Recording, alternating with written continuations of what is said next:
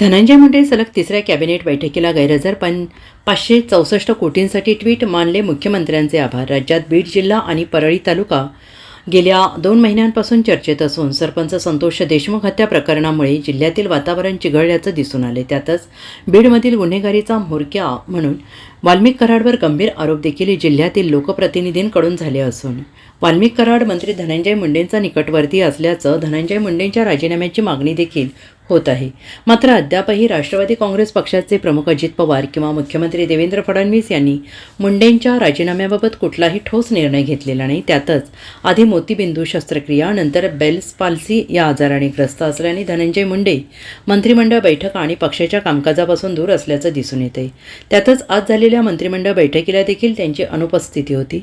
सलग तिसऱ्या मंत्रिमंडळ बैठकीला ते प्रकृतीच्या कारणास्तव अनुपस्थित राहिले.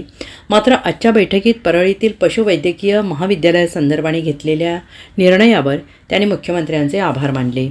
बीड जिल्ह्यातील परळी येथे नवीन पशुवैद्यक पदवी महाविद्यालय स्थापन करण्यास शासनाने मंजुरी दिली आहे. राज्य सरकारच्या कॅबिनेट या बैठकीत या संदर्भातील निर्णय झालेला आहे आणि या महाविद्यालयासाठी 564.58 कोटी रुपये मंजूर करण्यात आले आहेत. त्यामुळे बीड जिल्हा आणि परळी तालुक्यातील नागरिकांसाठी हा महत्त्वपूर्ण निर्णय ठरणार आहे. त्यामुळे बीडचे नेते आणि मंत्री धनंजय मुंडे यांनी ट्विट करून या संदर्भात मुख्यमंत्र्यांचे आभार मानलेले आहेत. राज्य मंत्रिमंडळाच्या आज झालेल्या बैठकीत आमच्या परळी विधानसभा मतदारसंघातील परळी वैद्यनाथ येथे नवीन पशुवैद्यक पदवी महाविद्यालय स्थापन करण्यास मंजुरी देण्यात आली असून यासाठी 564.58 कोटी रुपये निधीची तरतूद करण्यास मंत्रिमंडळाने मान्यता दिलेली आहे.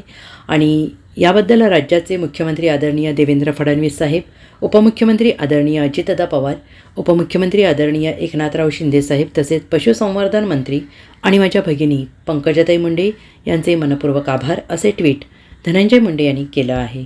Bureau report SVN Marathi, Beed.